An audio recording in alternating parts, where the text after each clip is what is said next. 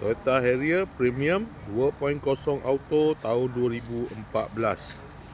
Kereta dah cantik, cat dah baru, condition semua okey lagi, tak ada masalah.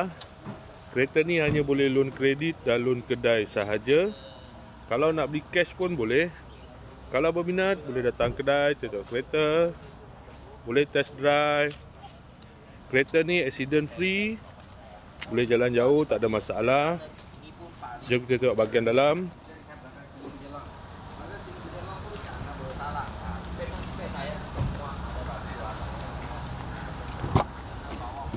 Dalam masih cantik lagi, leather seat.